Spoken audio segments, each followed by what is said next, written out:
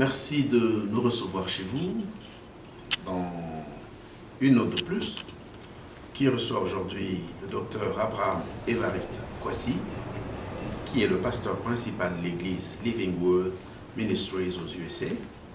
Il est conférencier international sur les thèmes relatifs à Israël et l'église contemporaine. Bienvenue sur notre plateau, docteur Abraham. Bonjour, pasteur Martin. C'est un plaisir pour moi de vous avoir sur votre plateau. Et je pense que les moments que nous allons passer ensemble seront des moments bénis pour nos téléspectateurs. Merci. Une appellation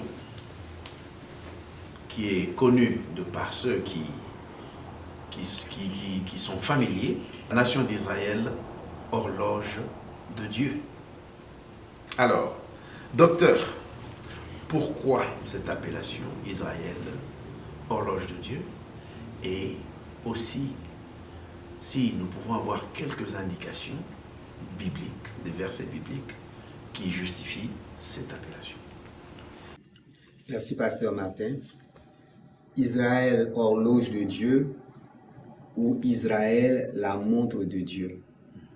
Et pour être simpliste, cette appellation est tirée de certains passages de l'Ancien et du Nouveau Testament. Mais je voudrais être clair avec nos téléspectateurs et ceux qui nous suivent qu'au moment où ces textes étaient écrits, il n'y avait pas encore d'horloge.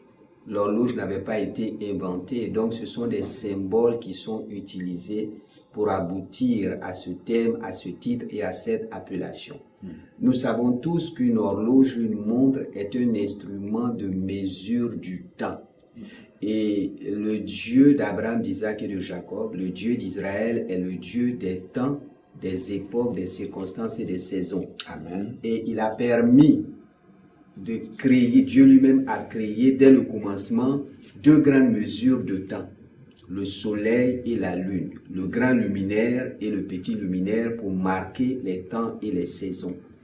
Et dans la parole de Dieu aussi, au-delà du soleil et de la lune, nous avons des références bibliques qui pointent vers Israël, telles que le figuier. Jésus disait dans Matthieu 24, 32, « Lorsque vous verrez le figuier reverdir », le figuier est un symbole d'Israël. Et le figuier qui reverdit marque une nouvelle saison, une nouvelle époque. En d'autres termes, si vous voulez connaître le temps à l'horloge de Dieu, le figuier, c'est-à-dire Israël, est l'instrument que vous devez consulter pour déterminer l'évolution et l'accomplissement des prophéties par rapport à Israël. Comment différenciez-vous l'État d'Israël et l'Église par rapport aux prophéties concernant la fin de temps? Comment vous faites? Est-ce que Israël est-il mêlé ou s'entremêle à l'Église ou l'Église? Comment vous faites la différence entre l'Église et Israël et l'Église contemporaine? L'État moderne d'Israël et l'Église ont une destinée entremêlée. L'État moderne d'Israël est en fait l'accomplissement des prophéties bibliques de l'Ancien Testament. Et l'Église elle-même est l'accomplissement de plusieurs prophéties de l'Ancien Testament. Que ce soit l'Église, le chrétien, le croyant de la Nouvelle Alliance, ou Israël, ou le juif, tous ont le même ancêtre. Si nous commençons par l'Église, il nous est dit dans le livre de Galates, je crois au chapitre 3, au verset 39, « Si vous êtes à Christ, vous êtes la descendance d'Abraham. » Donc, en tant que chrétien, en tant que croyant de la Nouvelle Alliance, nous sommes la descendance d'Abraham.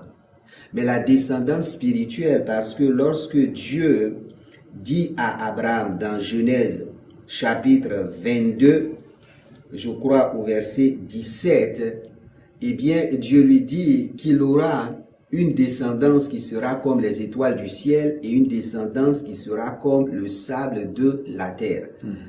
Les étoiles du ciel représentent l'Église, qui est la descendance spirituelle d'Abraham. en tant que croyants de la nouvelle alliance, nous avons pour père des croyants Abraham. Nous sommes sa descendance spirituelle. Et Israël, qui représente le sable de la terre, est la descendance physique d'Abraham. Donc ces deux, en fait, ont pour même père qui est Abraham, le père de la foi, le père des croyants.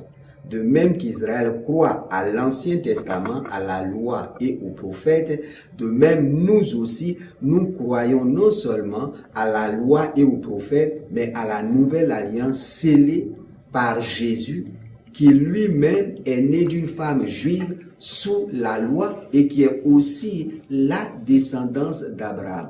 Donc les deux éléments sont réellement liés et ils ont une destinée prophétique très forte. Parce que lorsqu'on parle de l'Église, on parle aussi de son Sauveur et du retour de ce Sauveur. Et on ne peut pas parler du retour du Sauveur qui est Jésus-Christ, Yeshua HaMashiach, sans parler d'Israël, parce que pas mal d'événements qui vont précéder son retour sont aussi liés à Israël. Merci beaucoup, docteur. Et on va aborder un autre aspect de la chose. Je ne sais pas, quel est votre avis? Le monde en général, et l'Église en particulier, est-ce que nous prêtons attention à cette horloge de Dieu? Et si oui, il y a deux volets là. Si oui, si le monde prête attention à cela, ou non, et pourquoi? Je pense que, commençons par l'Église, parce que la destinée de l'Église est liée à Israël. Nous sommes la descendance d'Abraham, comme je l'ai dit, la descendance spirituelle, et Israël, la descendance naturelle. Et l'accomplissement des prophéties touchant à Israël implique aussi l'Église. Mais c'est avec un peu de tristesse que je constate depuis des années où j'étudie ce sujet, l'Église et Israël, de constater une grande ignorance dans le corps de Christ. Aujourd'hui, les chrétiens, beaucoup de chrétiens ne savent même pas que Israël et le retour de Jésus constituent une doctrine chrétienne importante. C'est la doctrine des événements de la fin des temps et qu'on appelle l'eschatologie. Et cette ignorance a besoin d'être éclairée. Cette ignorance a besoin d'être saturée de savoir précis et clair. Savez-vous que dans la parole de Dieu, dans l'Ancien Testament seulement, il y a environ 1527 versets qui parlent du retour de Jésus en relation avec l'Église et avec Israël.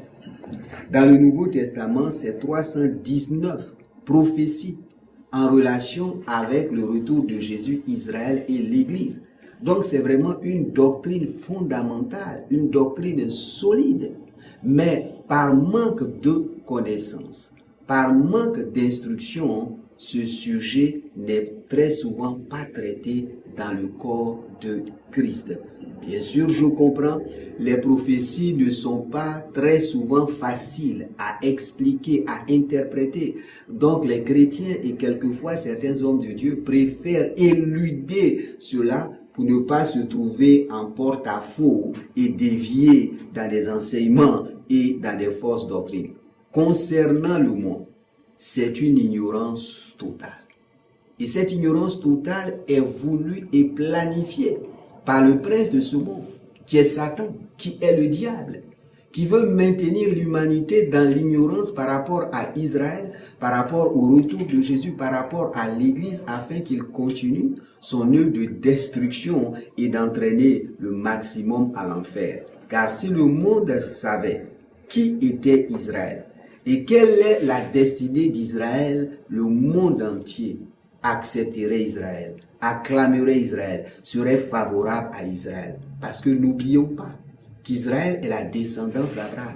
Et lorsque Dieu appelle Abraham, dans Genèse au chapitre 12, à quitter son pays, sa patrie, sa famille, pour aller dans le pays qu'il va lui donner, il enjoint à cette ordonnance des promesses fortes. il dira à Abraham, toutes les familles de la terre seront bénies à travers toi. Mais maudit soit quiconque te maudit et béni soit quiconque te bénit. Et plus tard, on verra que ce passage devient encore plus explicite concernant Jacob qui va devenir Israël en disant maudit soit celui qui maudit Israël et béni soit celui qui bénit Israël. Et le mot gagnerait plutôt à croire aux prophéties concernant Israël, aux prophéties concernant le retour de Jésus, afin de se placer en fait sous une couverture de bénédiction et non pas de malédiction. L'Église, comme le monde, gagnerait à comprendre Israël dans la perspective de la prophétie biblique, parce que à travers Israël, il y a une grande bénédiction. Parce que Israël a donné au monde un sauveur. Un sauveur, le sauveur, Jésus, qui est le chemin, la vérité et la vie. Et tout homme qui reconnaît et qui croit à cette descendance d'Abraham, qui est Jésus, le juif, il a son éternité assurée. Donc cette ignorance a besoin d'être éclairée par la connaissance, par l'enseignement et par l'occasion merveilleuse que vous me donnez, Pasteur Martin, aujourd'hui sur ce plateau, d'apporter quelques éclairages concernant Israël et aussi le retour de Jésus. Je ne sais pas. Sur qui pointerez-vous le doigt pour cette ignorance? Cette ignorance, je l'ai dit d'abord, cette ignorance provient du plan et de la stratégie du diable. N'oubliez pas que dans Genèse chapitre 3, lorsque Adam et Ève mangent le fruit défendu et que le péché originel prend sa place, Dieu, en réprimandant le couple, dit à Ève, ta semence ou ta descendance écrasera la tête du serpent et le serpent blessera ton talon. La semence de la femme qui allait écraser la tête du serpent, c'est Jésus le juif. À la croix, lorsque des clous ont été mis dans ses pieds, par la victoire qu'il a eue, par la puissance de la résurrection 3 jours après, il a écrasé la tête du serpent. Et Satan étant présent dans le jardin d'Éden, par le serpent bien sûr, connaissant cette prophétie depuis le jardin d'Éden, a tout fait pour empêcher la réalisation de cette prophétie biblique qui allait mettre fin à son règne de mensonges, de tromperie et de domination sur l'humanité. Et c'est pour cette raison qu'il va utiliser toutes sortes de moyens pour persécuter Israël, pour chercher même à annihiler Israël sur la face de la terre.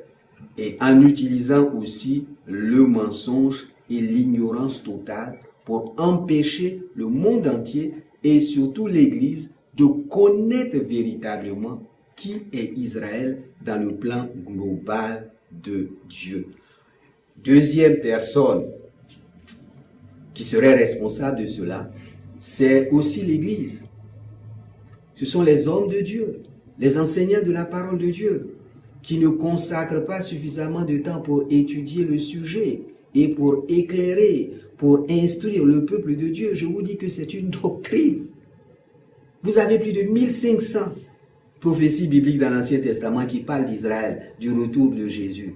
319 dans le Nouveau Testament. Une église peut passer une année sans entendre une seule fois un enseignement sur Israël, un enseignement sur le retour de Jésus. Ces versets bibliques sont plus nombreux que l'enfer et le ciel, sont plus nombreux que la prospérité, sont plus nombreux que la guérison divine, sont plus nombreux même que les démons que nous chassons à longueur de journée. Il faut que nous soyons équilibrés. Ce qui est en relation avec la doctrine a besoin d'être enseigné, a besoin d'être étudié pour que le peuple de Dieu soit instruit et soit enraciné dans les vérités profondes de la parole de Dieu, parce que cela fait partie aussi de la maturité spirituelle. Nous sommes sauvés, nous devenons des disciples et nous devenons des êtres matures pour servir notre Seigneur et plus tard des leaders. Et s'il n'y a pas cette fondation, nous sommes une proie facile à l'ennemi qui peut même amener le chrétien qui est dans l'ignorance à devenir ennemi d'Israël. Or, lorsqu'on devient ennemi d'Israël et non pas ami d'Israël, on se place inévitablement sous la malédiction. Dieu l'a promis à Abraham, il a promis aussi à Jacob qui plus tard va devenir Israël. Et quel chrétien qui veut se placer sous la malédiction? Nous tous, nous recherchons la bénédiction. C'est pour cette raison que nous devons apprendre à connaître, à comprendre Israël afin d'être amis d'Israël et de bénéficier des belles promesses qui sont liées à ce peuple. Car tous les peuples de la terre, toutes les nations de la terre qui ont été amis d'Israël ont expérimenté des bénédictions formidables. Mais tous ceux qui, quelle que soit leur puissance, à un moment donné de l'histoire, ont été des persécuteurs, des assassins, des génocidaires du peuple juif, aujourd'hui, ils ont perdu leur prééminence et peut-être même qu'ils ont disparu de l'histoire de l'humanité. Merci beaucoup, docteur. Et je pense vous retrouver très prochainement pour la suite sur le même sujet. Que Dieu vous bénisse. Frères et sœurs, c'était là une note de plus. Et je pense que vous avez été extrêmement et favorablement édifiés et qu'on a ajouté par cet entretien une note de plus dans votre connaissance. Que Dieu vous bénisse et à la prochaine.